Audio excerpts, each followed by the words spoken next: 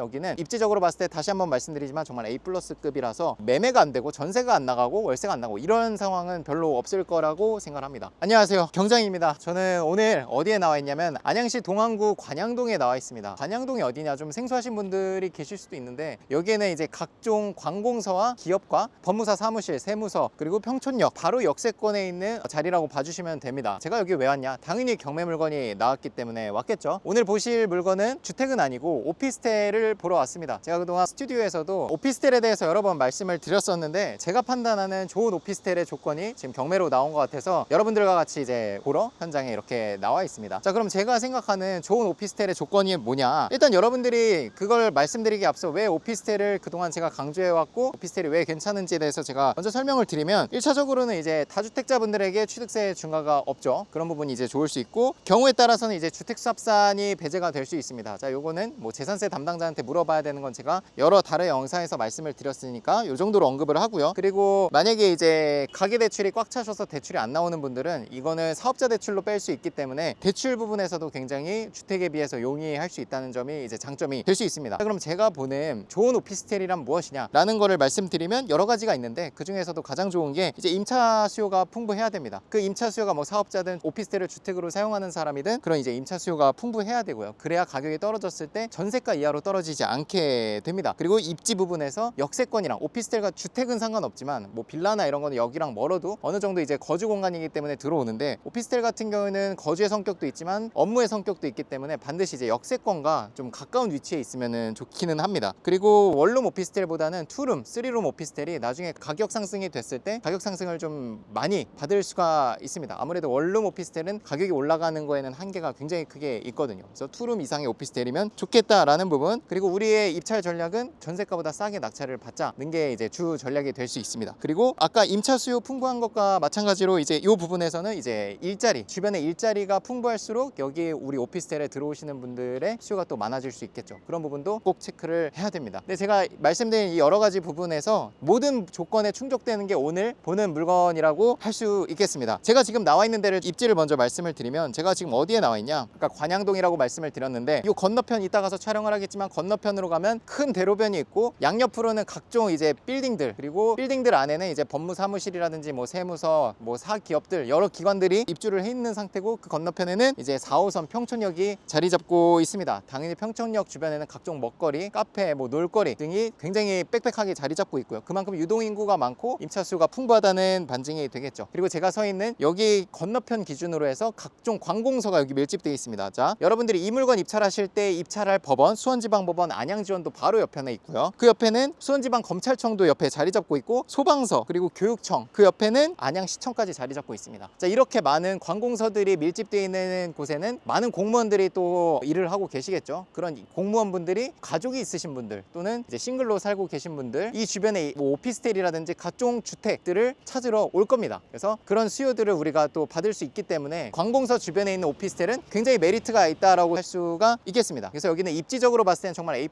또는 그 이상의 값어치가 있다고 판단을 할 수가 있겠습니다. 자, 오늘 소개시켜드릴 물건이 뭐냐? 관양동에 있는 효성 인텔리안이라는 오피스텔을 보러 나왔습니다. 전용 면적은 전용으로 24평이고요. 감정가 3억 7,600짜리가 두 번 유찰이 돼서 2억 4천까지 떨어져 있는 상태입니다. 현재 공실 상태로 유지가 되고 있고요. 권리 분석 전혀 이상 없고, 보존 등길 지어진 지는 지금 한 약 20년 정도가 된 오피스텔입니다. 하지만 관리가 굉장히 잘 되고 있어서 딱 보기에는 20년이 아니라 한 10년 정도밖에 된 것 같지 않아 보여요. 이따 내부도 한번 촬영을 같이 해보도록 할게요. 그리고 전용 면적이 24평이기 때문에 구조로 보면은 방 3개까지 나올 수 있지만, 여기는 좀 넓게 방 2개, 화장실 하나 구조로 뺐다고 보시면 될 것 같습니다. 자, 그럼 가장 중요한 가격 2억 4천까지 떨어져 있는데, 이거의 매매가, 전세, 월세는 얼마냐 라고 하면은, 현재 이제 가장 최근에 거래가 된 건 5월 달에 2억 9,500에 매매 실거래가 있고요. 이건 정말 싸게 된 것 같아요. 왜 그러냐면, 지금 이 단지 같은 경우는 세대수가 많기 때문에 KB부동산 시세가 있습니다. 그래서 우리가 전세 보증 범위 한도가 되는 기준은 공시지가 126%가 아니라 KB 시세가 있으면 KB부동산 시세의 매매 하위 평균을 따라갑니다. 그게 3억 2천이에요. 3억 2천보다 지금 훨씬 낮은 2억 4천까지 가격이 떨어져 있고, 실제로 지금 전세로 매물이 3억 2천, 그러니까 보증 범위 되는 한도에 딱 맞춰서 매물이 하나 나와 있습니다. 그리고 매매로는 3억 4천까지 지금 나와 있고요. 매물이 지금 한 개씩밖에 없습니다. 매물이 많으면, 많이 쌓여 있으면 우리가 매매할 때 시간이 걸리겠죠. 근데 지금 매물이 매매 하나, 전세 하나 이렇게 나와 있기 때문에 우리가 전세로 내놨을 때 또는 매매로 내놨을 때 때 거래가 빨리 될 확률이 높습니다. 당연히 우리는 이 여기 나와 있는 것보다 가격이 더 싸야 좀 더 거래가 빨리 될 겁니다. 총 세대수, 오피스텔 세대수는 224세대입니다. 그리고 엘리베이터 아까 제가 확인을 해봤는데 4대가 있고요. 엘리베이터 대수도 풍부하다고 할 수 있고, 여기 같은 경우에는 면적이 굉장히 다양합니다. 보면은 여기가 공용 면적으로 19평형부터 51평형까지 굉장히 다양한 구조를 가지고 있고요. 그 중에서도 저희는 47평형입니다. 그래서 오피스텔 같은 경우에는 전용률이 50에서 60%이기 때문에 그걸 곱하면 47평형이지만 전용 면적은 24평 정도가 된다고 보시면 될 것 같습니다. 지금 월세 매물은 2천에 130까지 나와 있고요. 그래서 시세가 어느 정도 명확하게 나와 있습니다. 전세가 제가 봤을 때는 한 3억 정도 될 것 같고요. 월세 시세는 2천에 120 정도로 보시면 될 것 같고, 매매는 3억 1천에서 3억 2천 정도면 매매가 좀 가능하지 않을까 싶습니다. 요즘 오피스텔 매매 시장이 굉장히 안 좋긴 하지만 이렇게 임차 수요가 풍부하고 핵심지 인근에 붙어있는 오피스텔 같은 경우에는 이 근처에 일을 하고 계신 분이나 여기에 아예 사업장을 매매를 해서 내고 싶으신 분은 아예 사서 들어오실 수도 있거든요. 그런 수요를 받을 수 있기 때문에 이런 매물들은 매매가 될 수도 있습니다. 제가 매매가 어렵다고 했던 건 정말 역과 거리도 멀고 그냥 주택단지의 가운데에 있는 떡하니 있는 그런 오피스텔들은 정말 주거로만 써야 되기 때문에 취득세 4.6%가 굉장히 크거든요. 왜냐면 주거기 때문에. 근데 사업자로 어차피 매수해서 들어오시는 분은 뭘 사든 4.6%기 때문에 이렇게 입지 좋은 데는 매수를 하실 수도 있다는 거죠. 그리고 면적도 그냥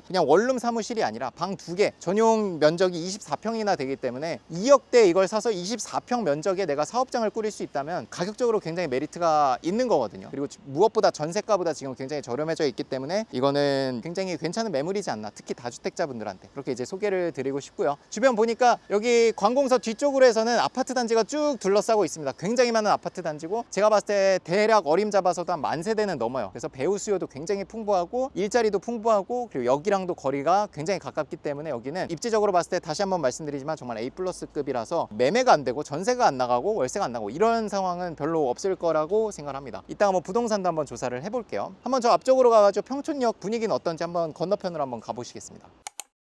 여기 주변을 보시면 각종 프랜차이즈 카페들이 들어와 있고, 저쪽에 각종 이제 식당들이 들어와 있고, 여기 이제 내부도 이제 촬영을 해보겠지만 3층까지는 근린생활시설로 되어 있습니다. 그래서 2층, 3층 해가지고 세무서라든지, 왜냐면 법원이 있기 때문에 법무사무실 또는 이제 변호사분들이 사무실을 자리 잡고 있다고 보시면 될 것 같아요. 제가 서 있는 곳 기준으로 남동 쪽으로 4호선 평촌역이 있는데, 평촌역 기준으로 했을 때 그 4호선이기 때문에 서울로 진입이 굉장히 용이한 편입니다. 뭐 예시로 들면 평촌역에서 한 8정거장만 가면 사당역이 나오고, 사당역부터는 서초구입니다. 서초구가 들어가고 동작역, 이촌역, 신용산역, 삼각지역 이렇게 해서 서울의 핵심부를 쭉 지나가게 됩니다. 그만큼 4호선의 값어치가 굉장히 높고요. 지하철을 타지 않아도 저 평촌역 인근에는 각종 출퇴근 버스, 그리고 광역버스, M버스 등이 자리 잡고 있어서 강남역 가기도 굉장히 수월합니다. 제가 알기로 강남역 가는 버스도 굉장히 많이 있어서 이 평촌역 일대 강남 쪽 출퇴근하시는 분들이 굉장히 많이 살고 있는 걸로 알고 있습니다. 더더욱이 우리는 아파트 단지보다 더 안쪽으로 들어와 있기 때문에 평촌역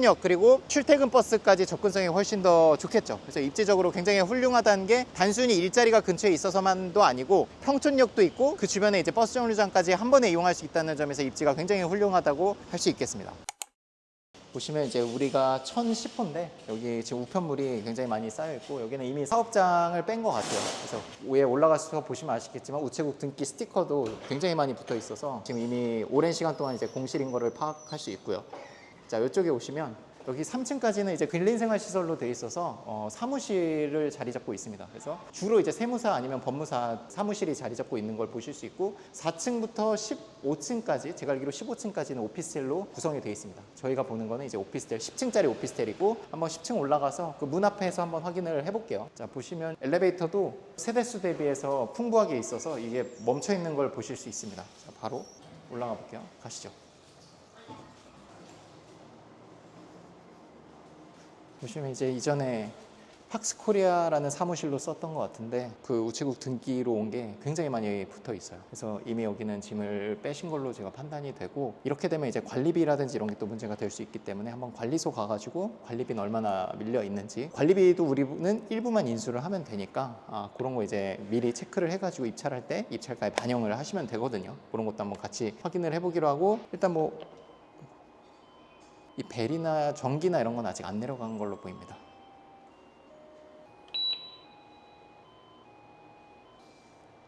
일단 반응이 없고요. 저기 보시면 가스 밸브가 지금 어쨌든 아직 닫혀 있지는 않습니다. 혹시 누수나 이런 게 있을 수 있으니까 한번 910호 가가지고 한번 확인해 볼게요. 계세요. 임장 왔을 때 누수나 이런 건 꼭 확인을 해야 됩니다. 건물에 대한 하자 제일 큰 게 이제 누수, 물 잡는 거거든요. 돈도 제일 많이 들고. 낙찰 받고 나서 파악이 되면 굉장히 수익률에 악영향을 주기 때문에 미리 꼭 파악을 하고 입찰가에 반영을 해야 됩니다. 만약에 있다고 하면. 근데 안 계시니까 뭐 어쩔 수는 없는데. 관리실에 물어봐도 돼요. 누수 같은 거 있으면은 또 관리실에 또 신고하고 뭐 하기도 하니까. 보시면 주차장도 지하 5층까지 있어서 주차될 수도 굉장히 넉넉하게 공간이 있더라고요. 저도 아까 보니까. 안녕하세요. 1010호 그 경매 나온 것 때문에 왔는데 관리비가 혹시 관리비가 얼마나 밀려있나요? 그럼 매달 거의 비슷하게 계속 나오고 있겠네요. 같은 금액이 300만 원 정도 밀려 있고, 왜냐면 안에 비어 있으니까 대부분이 이제 공용 비용이라고 보시면 될 것 같아요. 뭐 엘리베이터비라든지 건물 관리비 뭐 이런 것들을 보시면 될 것 같습니다. 일단 시세 한번 여쭤보러 부동산에 가볼게요. 안녕하세요. 여기 위에 1010호 경매 나온 게 있어가지고. 네. 시세가 어떻게 되는지 좀 여쭤보고 싶은데. 무슨 시세요? 매매는 요즘 되나요, 오피스텔이? 매매는 뭐 거의 한 3억에서 3억 뭐 아. 4천 사이? 3억 4천 사이. 보시는 분들이 좀 있어요, 매매로? 뭐 손님들이 좀 있나요, 그래도 주거용? 아니 나오는 건 있어요, 손님. 나오는 매물이 없어요, 그러면? 네. 아, 전세는 얼마 정도로 뺄 수 있어요? 보증금은 3억 2천까지 예. 나와요. 그걸 다 받을 수는 없죠, 근데 시세가. 아니 뭐 내가 다 받고 싶으면 다 받는 건데 그렇죠. 처리가 싹 잘 돼 있는 집은 네. 3억이 나온 것도 있어요. 오랫동안 안 되고 있나요, 계약이? 밑에는 한 3억 2천 정도?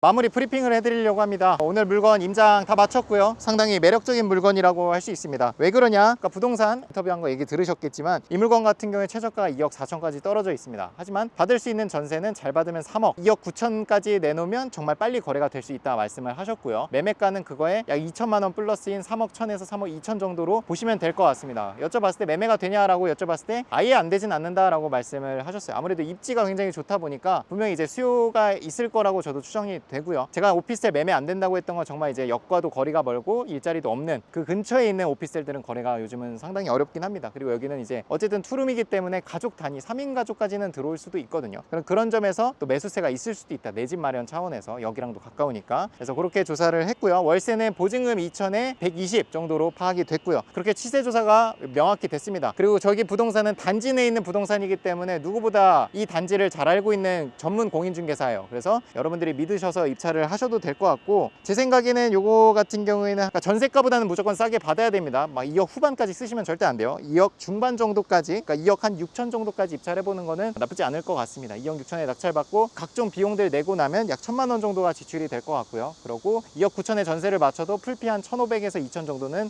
될 것 같습니다. 그래서 그런 식으로 세팅을 하는 걸로 잡으면 괜찮을 것 같고, 뭐 월세로 놓으셔도 괜찮을 것 같고요. 대출이 잘 나올 거니까. 그리고 이제 집 아까 보셨지만 공실 상태, 오랜 시간 공실 상태고 300만 원 정도의 미납 관리비가 있다는 건 참고해서 대부분 공용 관리비니까 우리가 내야 될 금액이라고 보시면 될 것 같습니다. 그래서 그렇게 이제 정리를 해드리고, 제가 생각하는 적정 입찰가는 무조건 2억 7천 이하로 입찰을 하셔야 되는 거로 말씀을 드리고 마무리를 하려고 합니다.